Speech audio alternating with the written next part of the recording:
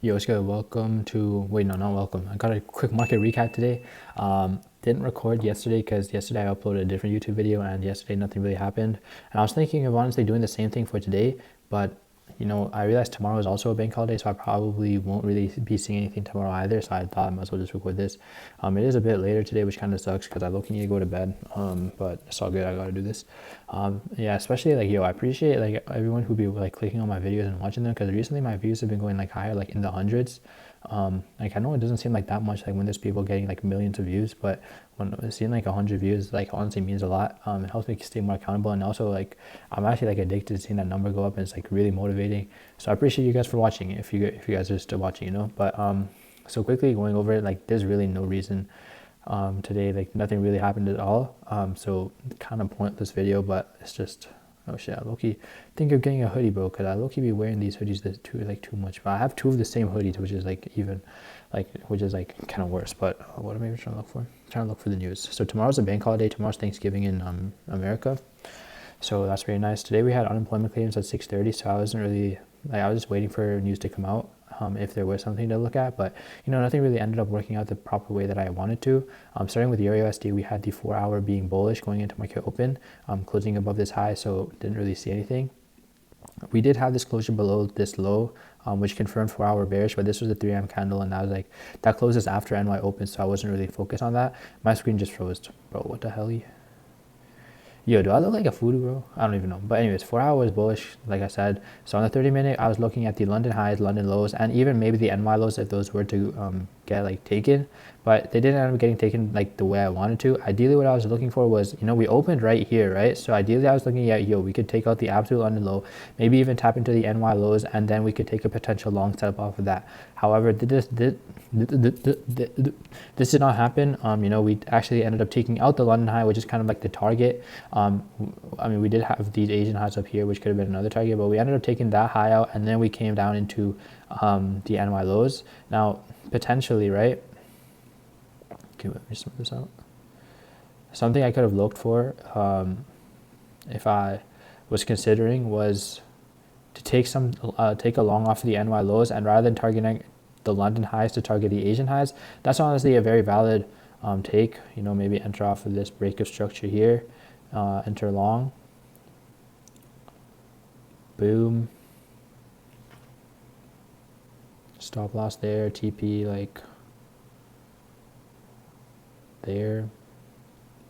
Look for a retracement. Actually, that would have actually been pretty nice because we had a 30-minute closure. I would have looked for retracement, looked for equilibrium, retrace right into equilibrium. Boom, retrace break of structure, enter long off of the closure above, stop loss below the equilibrium low that I used. This could have honestly been a pretty good trade to take, actually, now that I think about it. Perhaps I wasn't being attentive enough, or perhaps it's just me trying not to trade. This honestly looks like a pretty good trade. 1.31R, that TP would have gone smacked right away. That would have been like, well, how long? 28 to... That would have been like 15 minutes for the trade. So that honestly would have been a pretty nice thing to take, target the 50% of the equilibrium, of the fair value gap. Yeah, perhaps this would have been the trade to take today.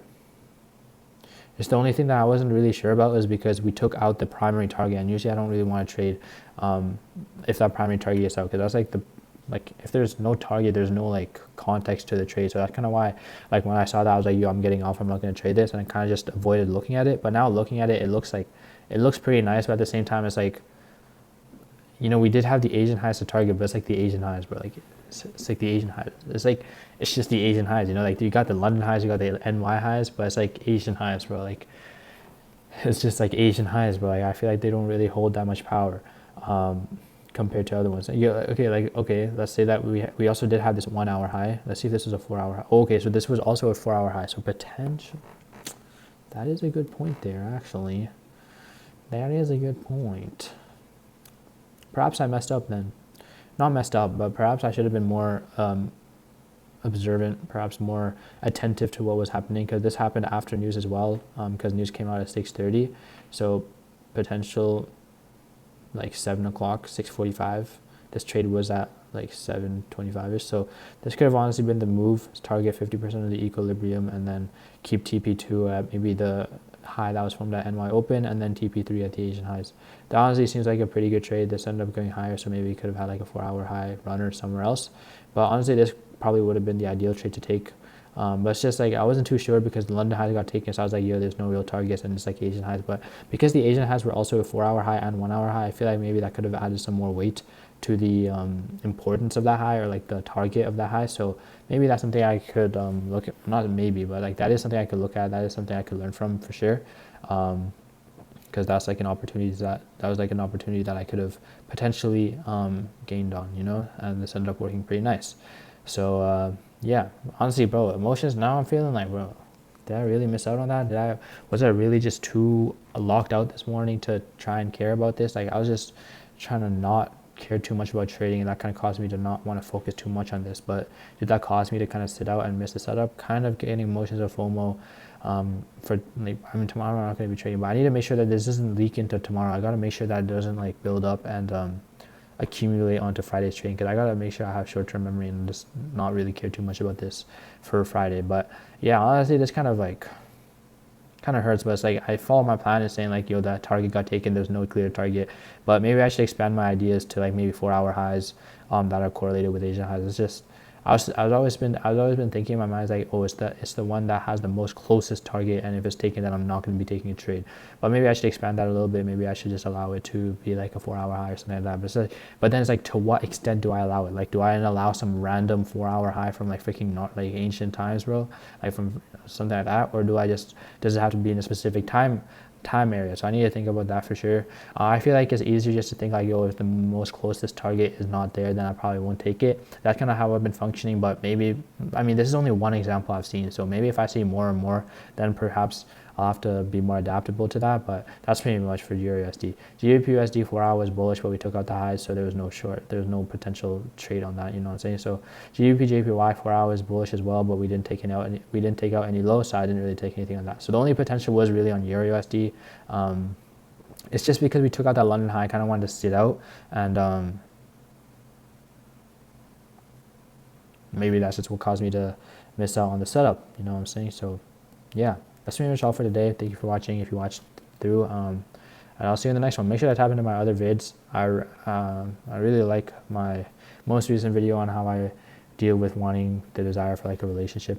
I made an old video, like I have an old video on that, but I just rewatched it and it's like so ass, bro. Like the zooms, and it's like the way I talk, it's like it makes me feel good. And then I just watched through all of my old YouTube videos, and I feel really, it made me realize like, yo, I'm actually like, I'm pretty happy about where I am right now. Like, I mean, like, I'm not satisfied, you know, like, but I feel like now looking back, it's like, bro, last year I had no experience on recording videos. I had no experience on editing any videos. Like last year I didn't have any social media. I didn't post any content, and low-key, I'm growing slowly, you know. I'm pretty happy that I'm growing. I mean, I wish I could grow faster, but it's like I gotta be grateful that I'm at least gaining a little bit. You know, like my goal was to get to 500 subscribers or followers by the end of the year, and I wasn't even planning to post on TikTok, and I'm already at 500 followers on TikTok, which means a lot. And all those 500 people are random people, because I blocked everyone that I know on my TikTok. Nobody that I'm close with or that I know personally follows me on TikTok, because I blocked all of them. Why did I block them? I don't know. I probably shouldn't have done that. But it's like, it means a lot that there's like 500 people, bro. Like 500 people that follow me. Like, you know, isn't that freaking, like, I know it sounds corny as fuck. Like, you know, there's like freaking TGO who has 1 million people subscribed to him, including me. But it's like 500 random people like outside in the world are following me, you know? And like, you know, 300, I don't know specifically, 300 something subscribe to me. You know, it's like, you know, it doesn't seem like a lot right now, or a lot like that much in the grand scheme of things, but like now to me, it's like, just thinking about it, like 300 people like subscribe to me, you know, and it's only upwards from here, bro. Like we could get to, I honestly, I don't want to blow up like super much, you know, like I don't want to get to like 1 million, or okay, maybe 1 million would be nice, but I don't want to get to Mr. Beast popularity. I want to be like maybe 100K, stay around that range, honestly. I don't want to get like mainstream like that. I want to kind of stay like this, but who knows? I could just end up eating up my words when I blow up eventually, if I do. But I mean, I feel like I will. But you know, it's all in due time. If I just keep on showing out every day, keep on recording these videos. Okay, these videos are kind of ass, but I gotta put more effort into like other videos. I already have another video I filmed like 2 days ago, I think. I gotta edit that and get that ready to post. And then I have a couple more ideas of what I want to do. I'll probably make another day in the life video for next term.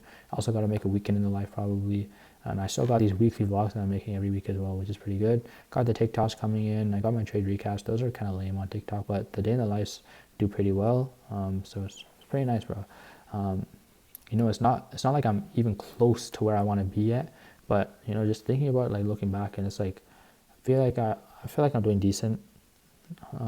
It's just even watching the old videos, it's just kind of like cringe now, knowing like the way I was speaking and I was like how I was editing my videos. I feel like I learned a lot, you know, self-taught everything. So I feel like I'm pretty happy about where I am and what progress I made. But I'm not satisfied at all. Still got so much more to go, and it's just upwards from here. Unless I like get canceled or something, I don't. But yeah, I'll see you in the next video. Appreciate you for watching. I'll see you in the next one. Goodbye.